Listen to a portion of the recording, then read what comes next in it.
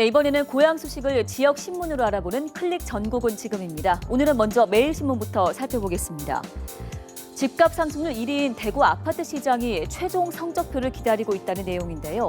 내년부터 이어질 입주 성적표에 따라서 성공이냐 실패냐 희비가 엇갈릴 예정입니다.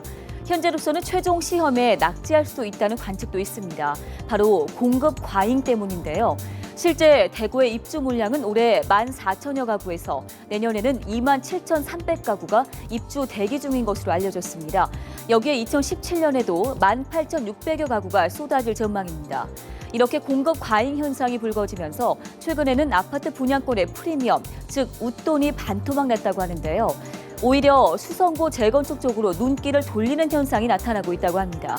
현재 대구 아파트 시장은 관망을 하자는 쪽이 많은 형편이라고 하네요. 대전일보로 가보겠습니다. 연말연시 술자리가 많아지면서 대리운전 피해 사례가 잇따르고 있다는 소식이 실려 있습니다. 천안에 사는 30대 남성은 최근 대리기사 때문에 황당한 일을 겪었다고 하는데요. 보험에 들었다는 대리기사를 이용하다가 사고가 났습니다.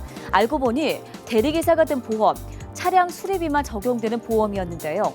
결국 피해 차량 운전자의 치료비는 직접 물어줘야 했습니다.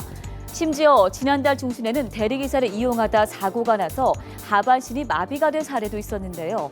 연말을 맞아서 이렇게 대리운전 이용자가 많아지면서 각별한 주의가 필요합니다. 특히 대리운전 보험은 기사들이 한 달 단위로 직접 보험료를 납입하는 시스템이어서 하루만 늦어도 보험 적용이 되지 않는다는 것이 문제점입니다. 무엇보다 이들이 가입하는 보험은 자차와 대물 등에 대한 피해 보상이라 대인 사고가 발생할 경우 차주가 책임을 져야 한다고 하니 대리운전을 이용할 때에는 대인과 대물 등의 배상이 확실히 보장이 되는지 꼼꼼하게 살펴봐야겠습니다. 마지막으로 전북일보에 실려있는 소식입니다. 전북 지역의 전통주가 쏟아지고 있는 수입 와인 등에 고전을 면치 못하고 있다는 소식입니다. 특히 값싼 수입주류가 국내 시장을 잠식하면서 전통주의 매출이 크게 떨어지고 있는데요.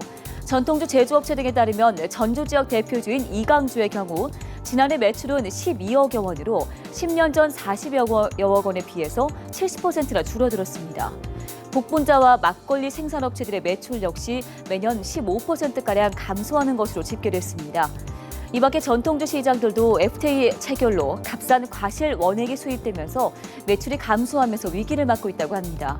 전통주 제조업체들은 우수한 전통주를 알리고 또 소비를 촉진할 수 있도록 정부와 지자체 단체에 지원을 요구하고 있는데요. 우리 전통주를 살리기 위한 노력이 절실해 보입니다.